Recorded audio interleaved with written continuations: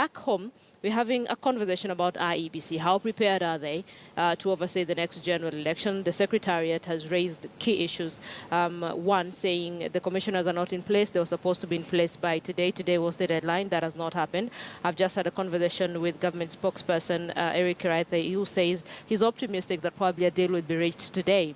IEBC Secretariat also says they have not procured election equipment as at now, under a year to the next general election. Plus, you remember that whole call for a scrutiny of the voter register? That has also not happened. So there are a lot of questions on whether or not Kenya is ready for the 2017 general election. So in studio, I have Reverend Elias Agola. He's the chair of NCCK here in Nairobi. Thank you for staying with me. And at our City Center studio, I have Senator Kennedy Mungare, who was speaking to me about why he's concerned, saying that probably we don't need to look at the constitutional way of solving this, because in the first place, IEBC commissioners were not removed from office as stipulated in the Constitution. Plus, he's concerned about the time that is now available to procure the equipment. Senator, if you can hear me, you're raising some key concerns, key issues that probably are the reasons why you're not very optimistic. Yes, Linda, I heard the referent even mention that you see the commission is there after one election, the processes go on. The remainder of IPC cadre and staff are subordinates. Without a commission, they cannot even procure a pencil. So you can see that the situations I'm raising, and I'm telling the referent and his ilk in the religious groups to be well optimistic and realistic. So what sort of role do you think religious leaders should be playing as that now? They need to engage the leaderships of this country, President Uhuru and the leadership in CORD, so that they can come up with a mid-waving system of fast-tracking this issue and even looking at all the processes, and maybe appeal to Kenyans to push the elections even to December. You know, the assumption for us politicians who are in Parliament to talk about an extension, it's like we're committing suicide on the Kenyans who have elected us. They think it's selfish interests, but we need to think about putting Kenya first. Senator, did I just hear you saying probably we need to push the elections to December? So you're in the school of thought that maybe we need to postpone this election?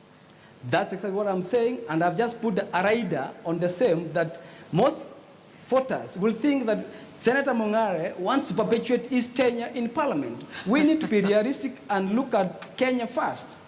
Remember, you know, there are many other even constitutional issues of touching on the tenure of members of Parliament, which will be cut short into around 5 months.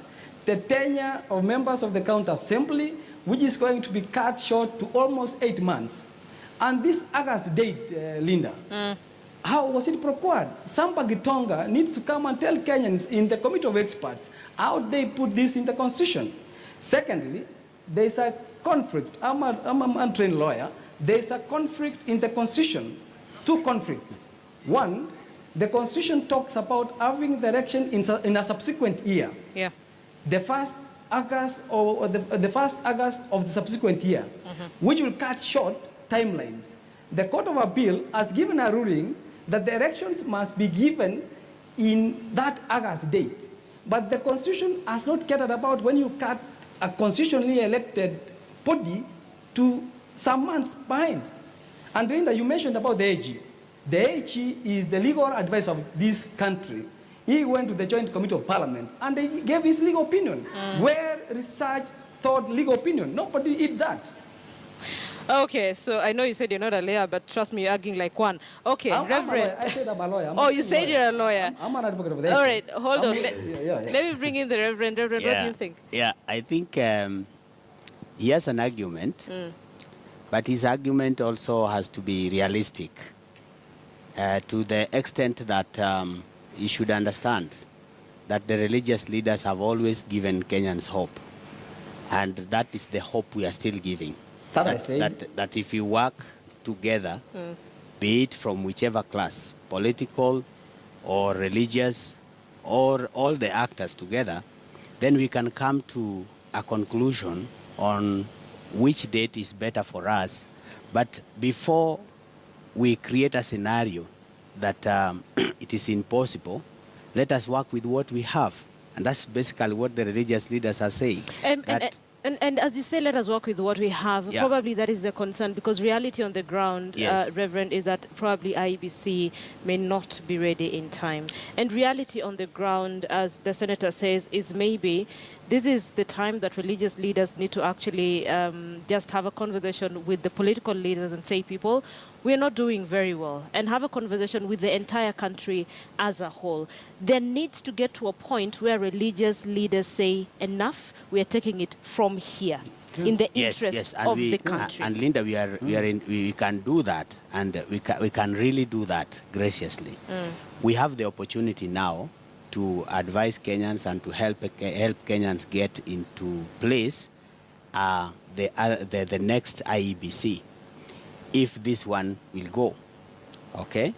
Now, if this one goes, then the team that was to be set will be set, and from there, the likes of Mungare can now tell Kenyans that now with this one, we can see the time is not there. But if you begin raising the issues of the time and there is a negotiation going on, are we saying that we are comfortable with the situation that now is becoming unlawful? Yeah. Now, go back to the Constitution.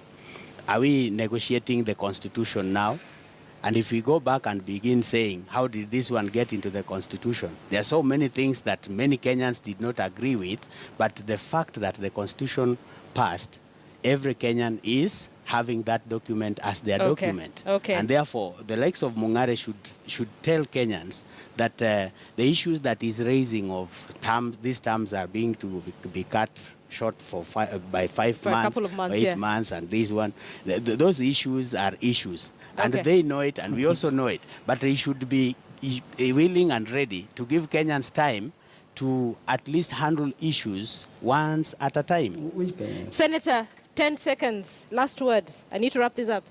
You see, the Reverend is not going to talk about giving Kenyans. It's the leadership from the religious groups and the leadership in Parliament to give guidelines to Kenyans. That is Kenyans correct. don't understand some of these dynamics. That is correct. All right, Yes. gentlemen, That is very I correct. really need to wrap this up. Senator, I need to bring you into a different conversation, a much longer one.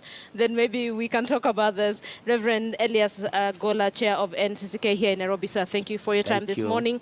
And from our City Center studio, Senator Kennedy Mungare speaking on the IEBC and the conversation that is revolving around it, whether or not they'll be prepared to oversee the 2017 general election. People, let's take a breather to pave way for Zinziki, because